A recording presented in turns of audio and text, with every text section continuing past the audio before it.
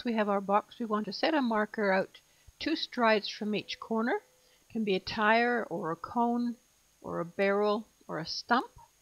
And here the markers are 2-liter water containers. And the idea is to walk around the marker and back into the box and halt. So I've drawn back a little bit so you can see the whole pattern. So we're walking around the marker and back into the box, turning the horse toward me so the horse is moving around my body, so I can use my body language to draw the horse around me.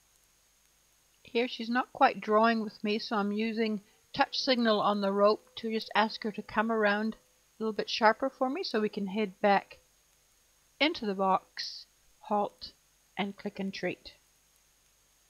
At this point we're teaching the horse 2 things. We're teaching the geography of the task, and we're getting the horse to flex around the corners. So we're working gymnastically on flexion and learning the geography so that we can use the same geography to gymnasticize the horse further. When that's really good and the horse is bending nicely, we're going to walk between the marker and the box and do exactly the same pattern. Now we're going to be expecting a little bit more bend to actually get around the pattern. And I've also changed sides, so I started on the horse's right eye and now I'm in her left eye. And it's the same pattern exactly, into the box, halt, click and treat.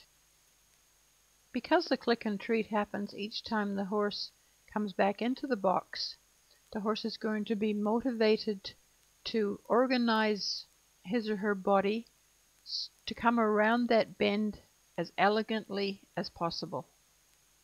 Once the horse understands the pattern, they know what's going to happen before it happens, and therefore they can emotionally and intellectually get themselves ready to actually come around the bend, go back over the rail, into the box, halt, get their click and treat.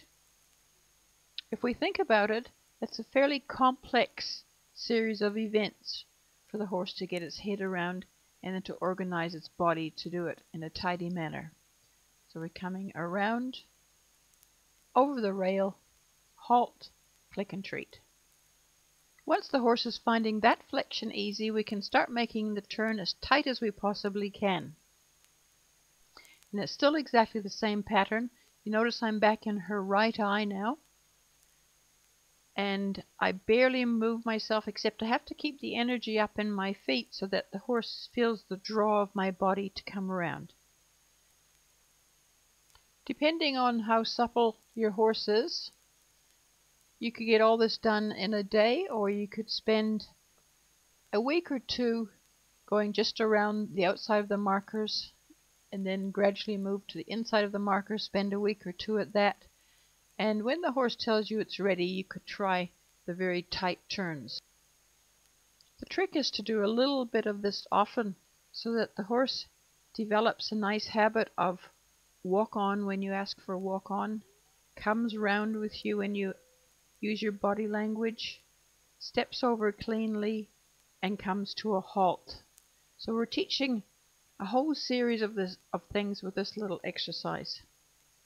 Keep everything slow and low key, and when it feels ho-hum to both of you, it's time to step it up, to add a bit more to the challenge, to ask a bit more for each click and treat.